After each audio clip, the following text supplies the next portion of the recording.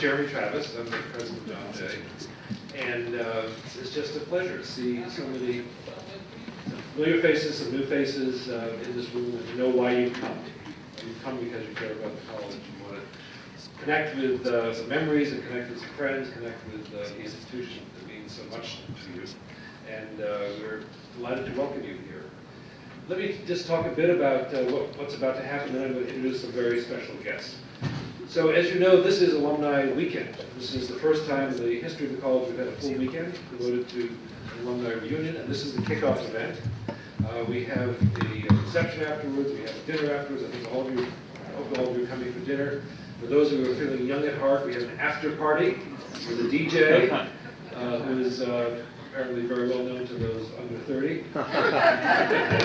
DJ Carmillo.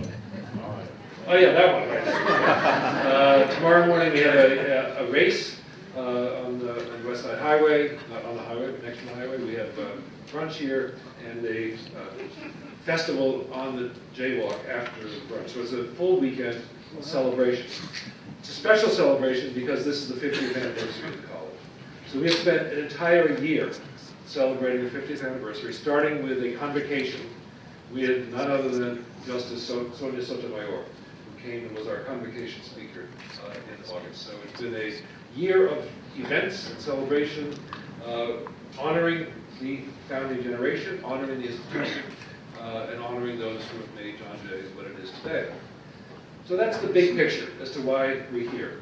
Let me just ask a couple of questions. How many of you are in this building for the first time? Oh, okay, so this is not where you went to school. You did not go to school in a place like this. This is we call it the new building someday. And if you want to help me name it, I'll tell you the price later. It could be the John Grimes building. You like that, right? So it's not too expensive, but we're holding it out for the right donor. We call this the new building. This was opened 2.5 years ago, a little bit more than that. It is the Jerry Lynch Dream Building. So we're honoring him today in many ways, and we'll hear from his son Tim in a second. This was his vision, that this would be the college of the future. That said, with 15,000 students here, 15,000 students, doctoral programs, master's programs, undergraduate programs, we need more space. So if any of you want to help us endow a new building across the street, nearby, we can talk. Seymour James, it could be yours. So we're really pleased to see all of you here. So this is a weekend of connection, of memory, of affirmation, of honoring the college that we all love. This event, this particular event, is called the Founding Generation Symposium. Some of you have been here before, and it's nice to see you back again. Many of you are here for the first time. But we decided 3 or 4 years ago we wanted to have a special event to honor those who created the college and saved the college. That's the history. The college was created in 1964. We'll hear about that history. It was then saved from the fiscal crisis in the 1970s. So we thought it would be appropriate for us as an institution to recognize that there are some very special people, really pioneers, and we would call them today fierce advocates for justice, who decided this college, this institution, this idea was important, created it, got it on its way, and then saved it when it was almost discarded by the city of New York. So the Founding Generation Symposium is now the way we start off our alumni event. It's to say thank you and to honor those who have been here to create the college that we celebrate today. So this Founding Generation Symposium, we wanted to have a special event which was to recognize some founders who are no longer with us by recognizing their children, or in one case, their spouse. So that's the panel I'm about to introduce. So this is a great pleasure for me to let you know who you're about to hear from and hear the memories of the children of, or the families of, the founders. So you got the idea. This is how we're sort of pitching this. So some of these names will be familiar to you, but some of you will never have met these people before, with the exception of Sandy, who you probably know. So I'm going to just introduce them, and in no particular order, other than the order of my briefing papers. So this will help you understand who's here. So joining us today is Mark Reisman, who's the son of the first president, John Jay, Leonard Reisman. He's a producer and a writer. he's not just any producer and writer in our movie capital of Los Angeles. He's been involved with productions such as Wings and Frasier and Summer Rental, pretty big names. So Leonard, his dad, was the college president from 64 to 70, succeeded by Don Riddle.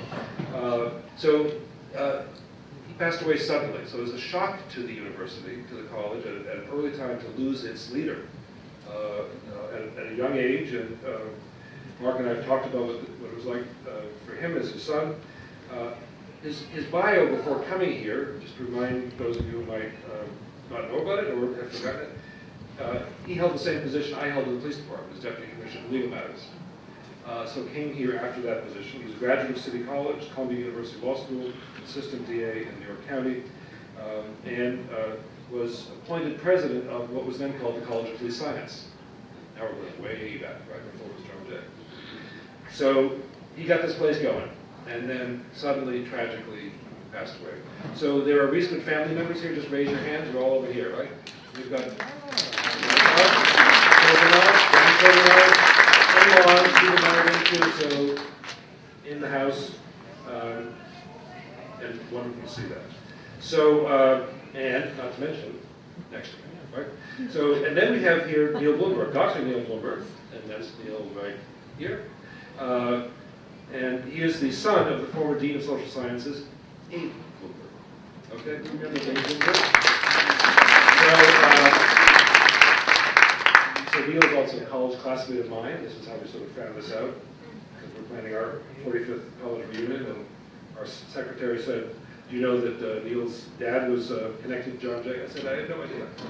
So, so there's a wonderful story that I'm sure is told in the video, and there's tell a little bit here about how one of the students in Professor Blumberg's class, he was the Dean of Social Sciences, wrote an essay critical of J. Blumberg and incurred the wrath of the FBI director, directed against this fragile little college here in New York. How dare they teach such things?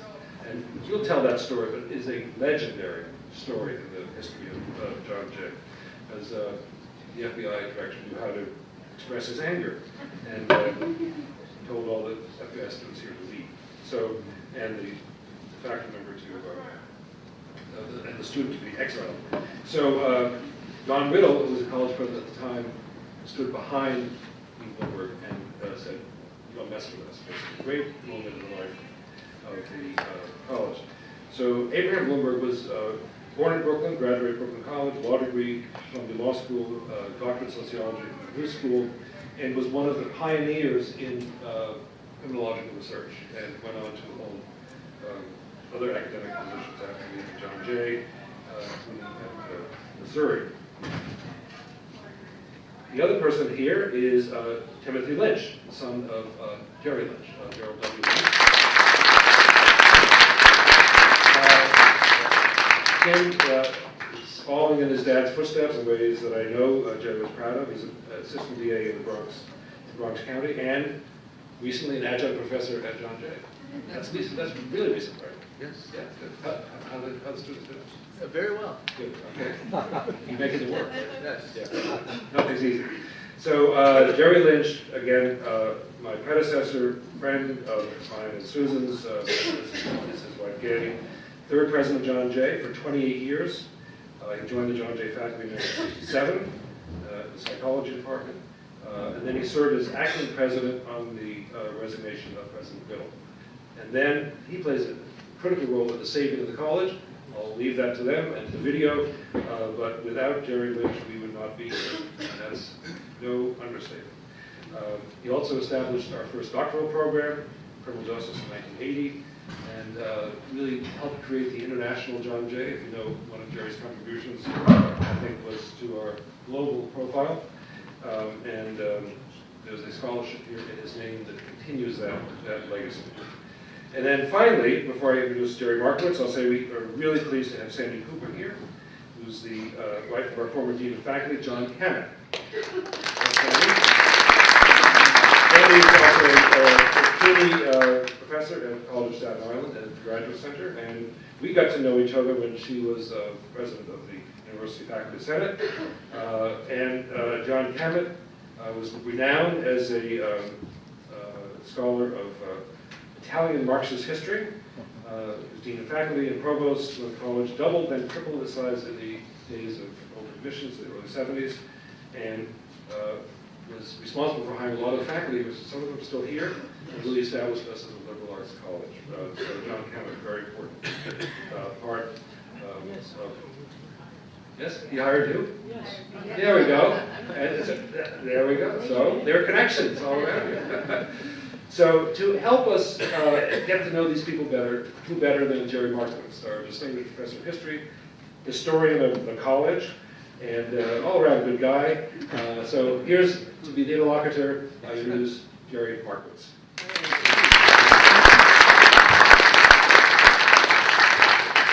Thank you very much, Jeremy. I am going to mostly just get out of the way and let this distinguished panel talk to you.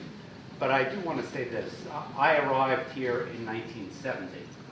And even though we are now called part of the founding generation, excuse me, when I arrived in 1970, the people who are represented on this panel were just legends.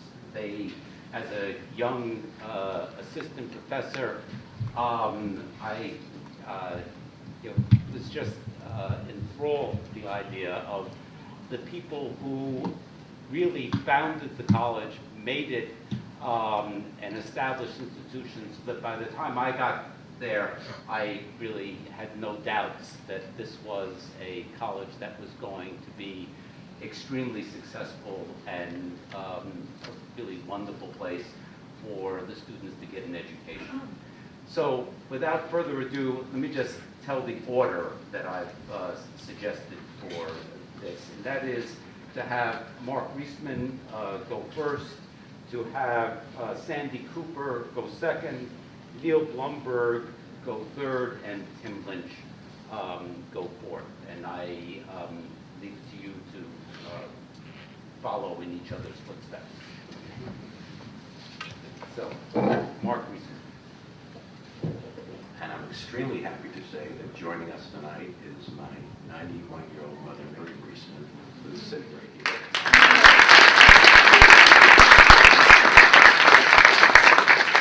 She's here with her 91-year-old twin brother. I want to tell you all who happens to be 81. And also here is my lovely wife, Gail, my children, Max and Hannah, and my cousins who came to show their support and love for my dad, which is a testament to my dad. I flew in last night from Los Angeles. Let me give you a quick background, because right now my dad's, it's a bust. And I told President Travisor, I feel like George Washington's son, who comes back and is looking at, he's expecting to see farmland. And I'm seeing this school, and it's just incredible to me to see it's become a whole world unto itself. So let me just give you a little quick background on my dad. He graduated from DeWitt Clinton High School at the age of 15. He started City College at the age of 15. He majored in political science and became a commander of the campus ROTC. When the war broke out, he was too young to be an officer, so he started as a private. And he went on to become one of the youngest majors in World War II. He fought in China and what was then Burma, earning the Bronze Star and 2 Combat Stars. He was planning on making a career in the military, and no doubt would have risen to general and beyond. Until one day he got a visit from his new in-laws. And they said, "You're a smart young man, what's with all the guns and the cannons?" And cut to Columbia Law School, which he attended on the GI Bill and finished in 2 years, becoming a Harlem Fisk Zone scholar. His first job was with the Legal Aid Society, where his courtroom appearances caught the attention of Manhattan District Attorney Frank Hogan, and Mr. Hogan appointed him Deputy DA. He went on to become Special Assistant to the State Attorney General and was eventually appointed Deputy Commissioner for Legal Matters by Commissioner Michael Murphy, as the title that President Travis had as well. We talked about that, and that means a lot to us. My dad loved the police department. While deputy commissioner, he was the head of the first civilian complaint review board. He was a pioneer in police-community relations and recognized the importance of policing the community. I remember as a little kid, this is a very young view that I'm giving you, but my dad passed away when I was 14, but he was so charismatic and wonderful to be around that I was fortunate to see a lot of this through his eyes. He was a member of the White Deputy Commissioner. He was a member of the Board of the Police Athletic League, Executive Vice Chairman of the Anti-Defamation League, and also managed to find time to teach law school classes. I don't know where he found the energy. I'm exhausted just reading this. As a kid, I remember going to the shooting range in the basement of the old police headquarters and had a ball target shooting with my dad. He loved it. But in the next stall, we would watch the police commissioner nervously firing his old service revolver. And we got a lot of laughs out of that. I didn't inherit my dad's incredible legal mind, but fortunately I inherited his sense of humor. He was extremely witty and funny and had enthusiasm for life. And he was a charming, warm, and loving father to me and my sister Ellen. After college, when I wasn't sure what I wanted to do, I met with then Manhattan DA Robert Morgenthau, who was a friend of my father's. And Mr. Morgenthau lit up just thinking about my dad. He said, the biggest impression I got, which was fantastic, he said, your father was a Renaissance man, between the horseback riding and the fencing and throwing knives and you know, his academia. He was an incredibly diverse man. And more importantly, Mr. Morgenthau said he did them all well. My dad was on track to become the next police commissioner and had the support of the current commissioner, Michael Murphy, among many others. Unfortunately, due to circumstances beyond his control, it didn't come to be. My father was brokenhearted, that was his dream. Then along came Mayor Lindsay, and he was offered the chance to become the first president of John Jay College, which at the time was called the College of Police Science. He jumped at the chance.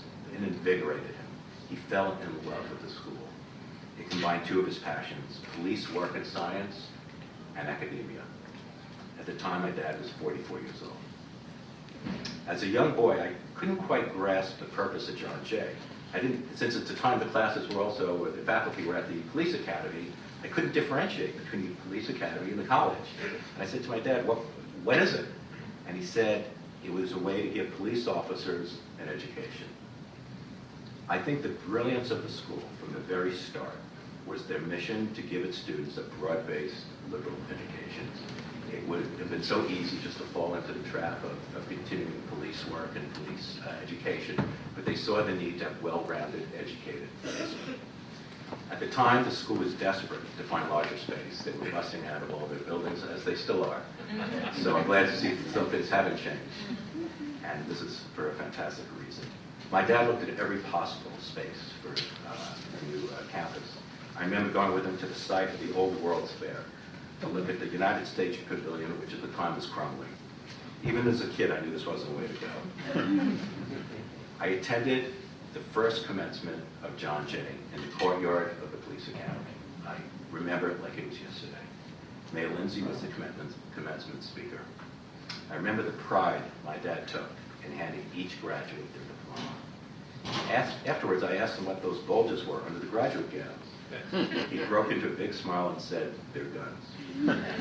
It was then I realized this was not going to be your typical college. If my dad was here today, he'd be so proud that John Jay not only survived, but flourished and became an internationally recognized institution. In researching the school, I came across the John Jay yearbook from 1967. In the president's message, my dad wrote, "I pledge that I will do all in my power to effect the widespread recognition that your accomplishments deserve. In the years ahead, I am sure you will point with pride to the fact that you are part of this magnificent institution." So from the bottom of my heart, I'd like to thank Presidents Don Riddle, Gerald Lynch, and Jeremy Travis for making my dad's pledge a reality. Thank you.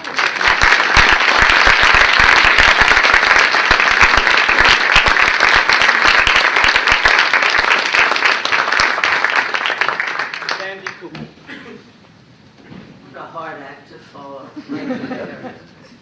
First of all, I'd like to thank everyone, starting with Jeremy Travis and the organizers of this wonderful event, for including me, who's a sort of sideline character in the history of this college. But I'm really honored. I am a historian, and therefore I don't trust my vague memories. So when I was asked to talk about this, I went back to the record and collected the documents. Jerry will appreciate this. I was aware of the fact that what was then called the Board of Higher Education established a 4-year College of Police Science in June of 1965, which was renamed John Jay a year later, 15 months later. But I knew that this institution came out of something earlier, which speaks to its mission. In fact, as an undergraduate in the 1950s, I was at City College, and one night, after taking a night class, I ran into a neighbor, a young man, who was taking a sociology course there. I knew he was a policeman, so I asked him what he was doing up there at City. He said he was enrolled in a program at downtown City, now known as Baruch, which was leading to an AAS in police science. And the program had been created, this is in the 50s, by some city officials, politicians, and college leadership, who decided that the problems of an urban society required an educated police force, one that had a liberal arts education, in order to truly understand the work world that they were cast into. That impetus certainly was in place in the mid-1960s when John Jay was chartered. Those days, some you will all recall, were days of rage. Demonstrations in the streets for civil rights and against the Vietnam War, the riot at the Stonewall Bar in the Village as gay patrons exploded against the police raid, kids calling policemen cops pigs, and older Americans detested the emerging counterculture. And young people used to tell me that they didn't trust anyone over 30. And since I was itching, I decided I'd better keep quiet about my age. John Jay was charged with the job of wading into this era of shock upon shock. My colleague at Rutgers, where I was in the early 60s, Don Riddle, a political scientist, was asked to serve as dean of this new college and was urged to build a faculty worthy of a liberal arts 4-year college. I believe it was Mark Reisman who asked him to do that. I declined his offer of a position here, but I recommended another colleague in the history department at Rutgers, a historian named John Kemet. And by 1969, the faculty urged Don Riddle, then president, to make John the dean of faculty and provost. In late 1967, John and I stopped just being colleagues. We got married. We didn't have to. And the years that followed, I really believed I was leading a double life. I was at a new campus on Staten Island called Richmond College, now the College of Staten Island, and at least half the time I was here. This college moved from one location to another and ended up on 59th Street in a building that had once been the Miles Shoe Factory. And on 56th Street, the other building was a former Fox film studio. John's job included, besides finding the faculty to teach this exploding undergraduate population, overseeing the layout of offices and classrooms in tandem with the architect. And that was 7 days a week, not uncommon. There were several weekends I distinctly remember coming here, there, with a small child. We came with mops, pails, rubber gloves, dust cloths, and a vacuum, because whoever left the building didn't bother with cleaning. In the remodeling process, John and a few others decided that there had to be a tennis court underneath it. I cannot fully communicate the sense of camaraderie among those who built out this wonderful college. Don also picked a lively young psychology professor to serve as dean of students, a chap named Jerry Lynch. John was especially proud of the faculty he hired. Just to brag a bit, 3 of the historians, Jerry being one, Blanche Cook here somewhere, and Mike Wallace, are distinguished professors in the City University. John returned to a teaching career and a scholarly career in the mid-1970s and wanted to continue making trips to his beloved Italy. However, 1 year later, we were all mobilized by the New York City fiscal crisis. For several months, it appeared as if John Jay, as well as 4 other city colleges, including mine, were slated for closure. We had 2 weeks at least, maybe 3, of furlough, and that closed down the schools at the Hunter College Elementary and High School, where we had 2 children. The battle we waged in the media, in the streets, in City Hall, in Albany, transformed CUNY. We were not shut down. Some of us were remodeled and merged. The state imposed tuition for the first time in the history of this institution. About 1,400 faculty were let go across the colleges. Enrollment went from 250,000 in all the colleges to about 170,000. John Jay modified its mission partly to survive, not to drop the liberal arts, but to focus more on criminal justice and cut back a little bit on the liberal arts. A lot of the majors were suspended. As the new president, Jerry Lynch led this transformation, which, as the president now has just said, produced the international reputation that this college has. Its student body expanded from a focus on service police and civil service workers to just about anybody in the city. One faculty member here told me as a joke his classes included cops and robbers. John finally retired in 1991, but never lost his love of this place. In '67, when we both left Rutgers to come to what became CUNY, we never expected to stay more than a year. Obviously, that was not a great prediction. I am very proud to say that 2 of John's daughters carry on his tradition and commitment, and both apologize for not being present. Ann Cammett is a professor in the City University Law School, and at the moment is giving a paper in a conference in Los Angeles. And Melanie Cammett is a professor in the Harvard Government Department and is giving a paper at a conference in Virginia. Both really wanted to be here, but that was not possible. However, our family is represented by my sister, Myrna Allen, who's somewhere here, there. And her husband, Howard Allen. He is a retired math professor. He was at Brooklyn College. And Myrna worked here for more years than I can count on 20 feet and fingers in the art, music, and philosophy department after working in the library. I just want to conclude by saying that this college became a family for all of us. For many of us, it was a way to understand that higher education had to be extended beyond the elite institutions to serve a large portion of the population. Thank you.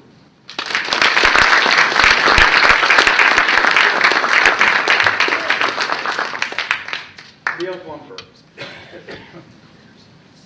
Good evening. First of all, I'd like to thank the college and its leadership for inviting me to participate in this activity honoring both the 50th anniversary of the school and my father, Abe.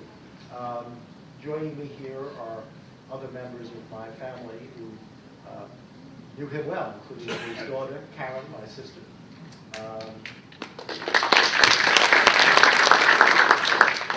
My cousin, Nat, who knew my father and mother very well.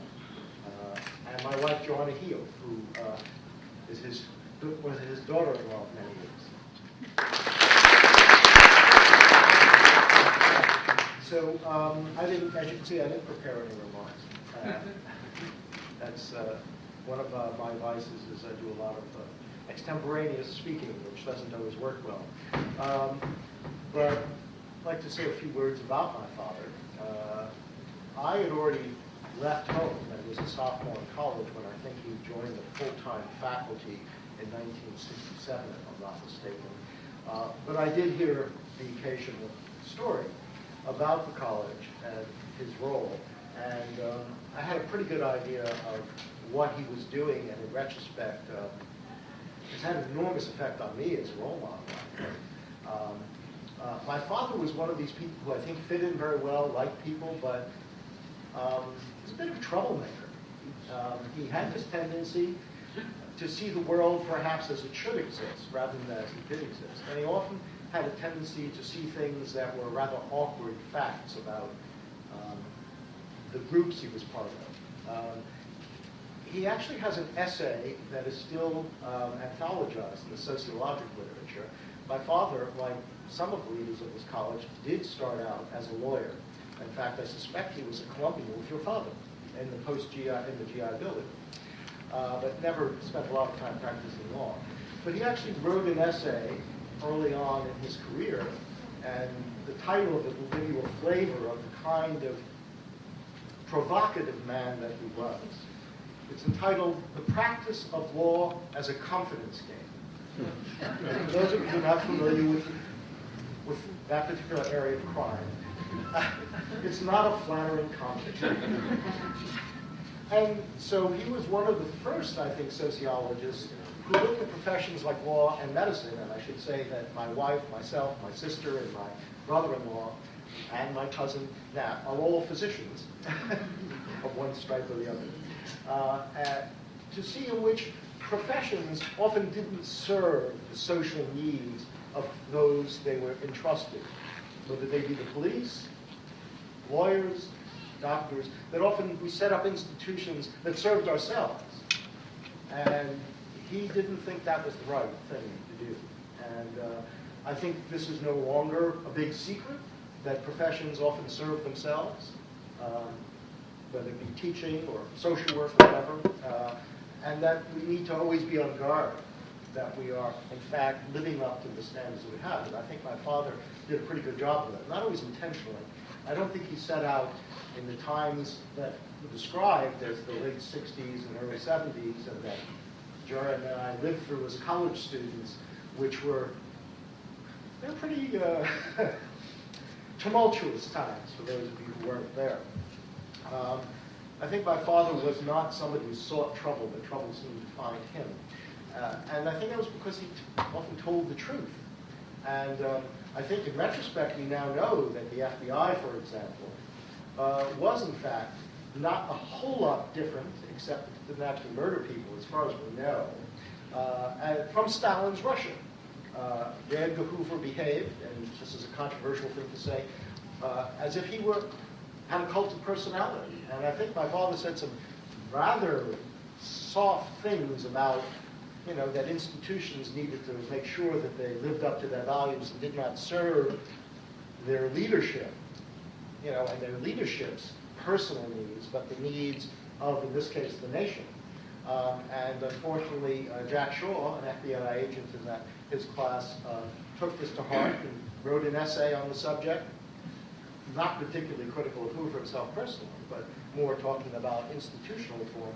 And he had the lack of wisdom of giving it to the FBI secretarial pool to type up, or submitting it to my father.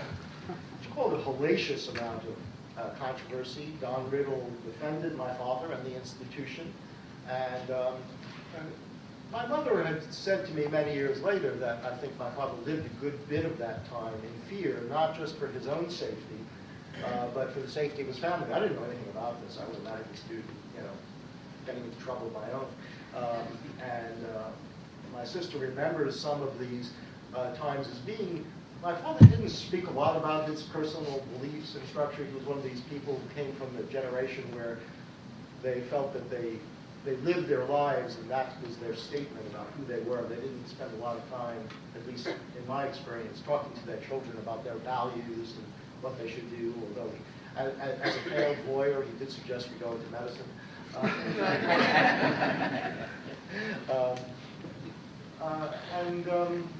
I think it was a very, very hard thing for him to have crossed one of the most powerful human beings in the most powerful nation on earth. But I think he showed reasonably good courage and fortitude and tenacity in dealing with it in a way that was honorable and courageous. And for that, I'm very grateful. I should say that the other thing he talked about and was very much a reflection of the kind of values he held is he came from a generation of firstborn immigrant families born in the United States who really had a passion for English language, the culture of the English-speaking people, to use Churchill's language. Whenever I remember in our house, there was constantly classical music, opera playing, and I think he just treasured the cultural heritage of particularly the English-speaking part, but all of Western civilization. And I think as a faculty member here at John Jay, he was an exponent of the fact that if we were going to educate the police, if we were going to educate folks who were going to go out there and play important roles in the community of any sort, that they should have a liberal education, that they should be exposed to the great ideas and to the concept of skepticism, to the concept of questioning the existing order, to the question of understanding the literature, the history, the social sciences, and the sciences of their time. And I think he was particularly vehement about that. He did have a good sense of humor. He proposed that he did not want to be the Ed Norton professor of sewership. For those of you who are not familiar with Ed Norton, he was played by Art Carney in The Honeymooners, opposite the Ralph Cramden, played by Jackie Gleason. And Ed was a sewer worker, an important social function, but not one. And Ed Norton was not, shall we say, a particularly intellectual character. And so this was his comic way of looking, and I hope no one's offended by that. My father had great respect for those who worked with their hands, who were practical. He sent his children to become the ultimate practitioners of practical. There is nothing more practical than medicine. It's not a very intellectual undertaking. It's a very passionate, personal sort of thing. So I think, in many ways, the legacy of his children and of his students and those of you who are on the faculty is just a wonderful thing for me as his son. And just one little story to close. Our younger son, Eric Heel, when he was a student at the Rochester Institute of Technology, became a criminal justice major. I don't know why he became a criminal justice major, but he did. It was certainly not anything suggested to him. He decided on his own. And in one class, one of his professors actually had one of my father's essays. So he was talking about what his seminal contributions was to criminal justice and sociology. And Eric, who only knew his grandfather for a few years, because he died when Eric was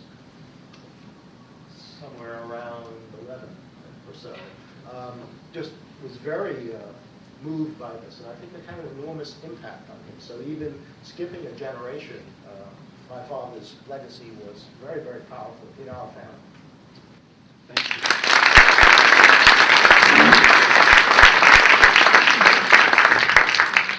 Tim Lynch.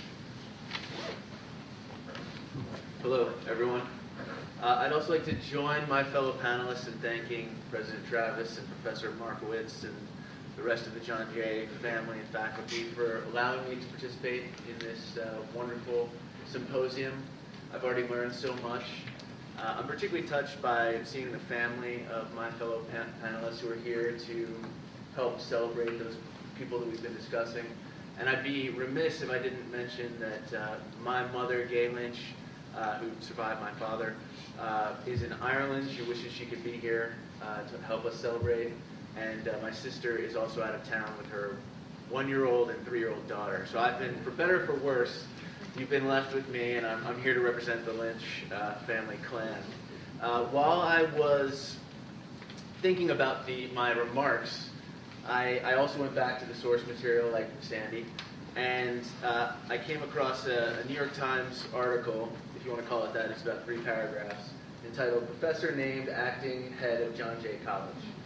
It's dated December 27, 1975, and perhaps I'm projecting, but I can't help but sense a tone of incredulity in the tone of this New York Times article, which begins, Gerald W. Lynch, a 38-year-old psychology professor who delivered a paper in French on police operations in the United States at the French National Police School, has been named acting president of the City University's John Jay College of Criminal Justice.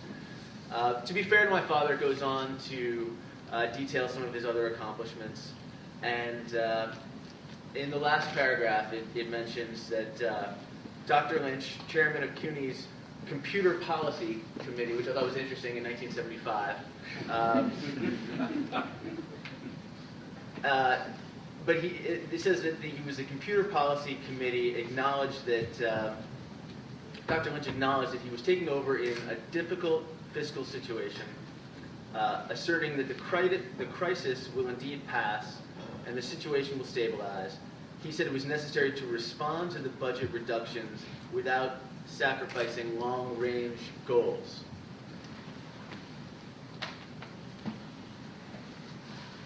So I'll begin with my first memory, which takes place actually about 11 months after that article was written.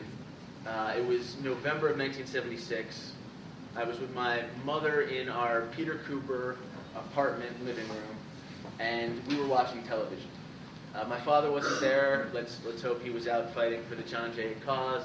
And my sister was about a year old, so she would have been in bed. But my mother and I were watching TV, and I was watching a grown man fight back tears as he was attempting to talk. And I asked my mother, why is that man crying?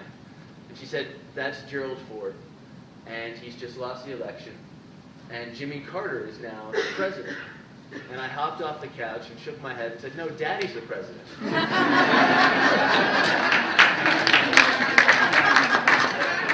Thank you. It took my mother a great deal of time and patience to explain to me my father was not the president of the United States of America. And even after I had begrudgingly accepted this fact, I still had a great deal of respect for my father's work and the work of all the people who contribute to John Jay College. My father told me once that the happiest people in the world are people who love their job. And it took me many years to see the wisdom in that statement, but the joy that he took from carrying out the mission of John Jay College was self-evident. He lit up when he spoke about the college. My mother would often endeavor to get him to engage on other topics of conversation, particularly social functions. But his passion for John Jay and for criminal justice was clear. My father was a devoted husband and father. Spending time apart from my mother was always harder for my dad than it was for my mom.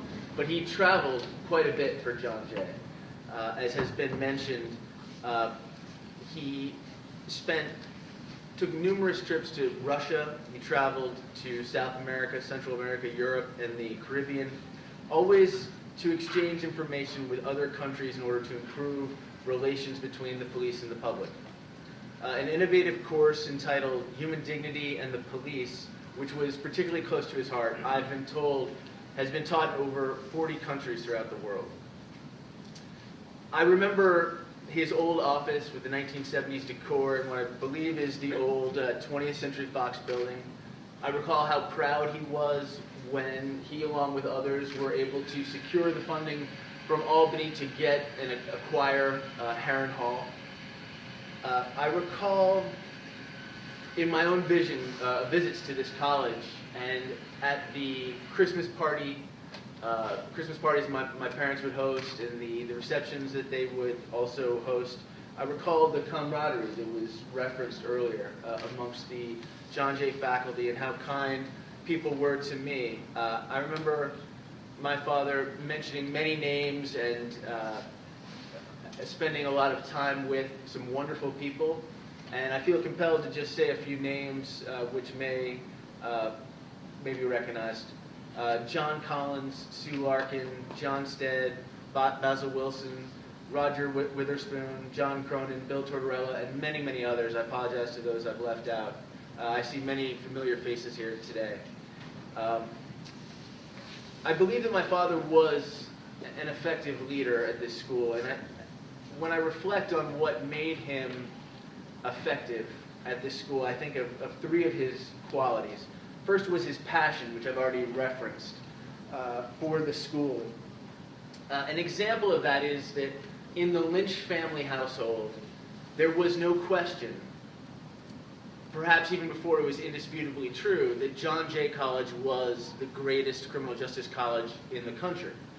And we were never told, my sister and my mother and I were never told to believe that. We believed it because my father believed it to his core. So we knew it to be true. Also, the second characteristic, which I think made him an effective leader and helped the school, was maybe his defining characteristic as a man or a human being, and that was his kindness. Something I've heard again and again about my father, and what I saw firsthand, was how he treated individuals with respect, regardless of their station in life. He knew better than to assign to people different degrees of respect based on their income or title. He saw the human dignity in people and treated them accordingly. His kindness on an individual level was philosophically consistent with John Jay College's international message of human dignity and progressive approaches to policing. By all accounts, he sincerely enjoyed celebrating the accomplishments of others, and his warmth and kindness, I believe, encouraged the dynamic and positive atmosphere which have allowed this institution to flourish. A positive attitude that I think we can all see is still alive and well today. And finally, I believe my father was blessed with a vision. He and the other founders were audacious, perhaps, in their vision. To have a 38-year-old psychology professor quoting about long-range goals in a difficult fiscal time speaks to that vision. And I believe that he had a certainty. He possessed or was possessed by a certainty that John Jay's purpose was both noble and necessary. And that certainty, and the certainty that was shared by the other founders, gave him the confidence to insist on and fight for the expansion and advancement of John Jay College. Now, as 2 years and a week after my father's passed, as I walk through these halls, I wonder if even with his grand and audacious vision for the school, if he would have dared to dream of John Jay in such a magnificent state as it is today. Perhaps he would have. Perhaps the other founders did envision the college doing as well as it is. But I know that he would be proud of where John Jay stands today, and its purpose has never been more important than it is right now. And I know that he would be, as I am, excited for the future of John Jay College. Thank you.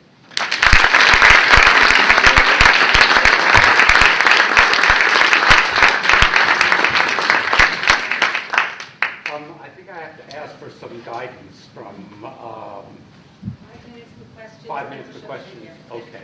So are there questions, comments?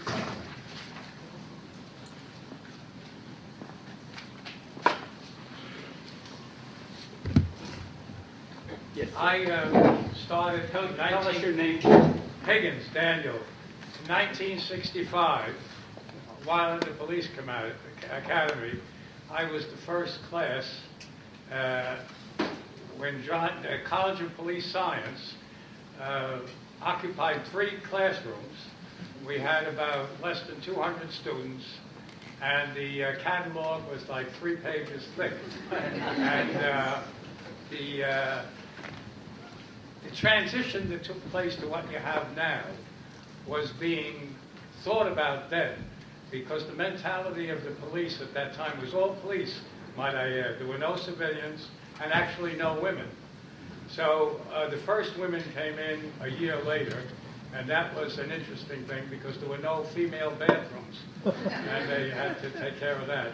But in the process, the police tried to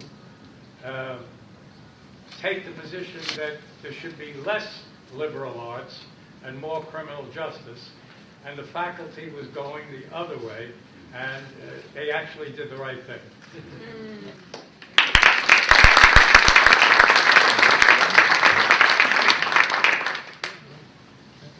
Another question? Yes, sir. I just have a comment. Tell us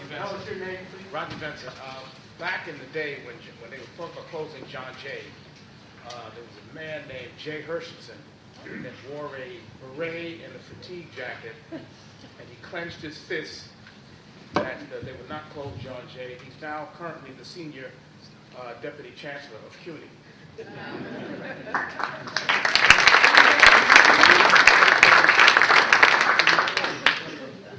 He was a student, Jay. He was a student, yes, at that time, he was a student.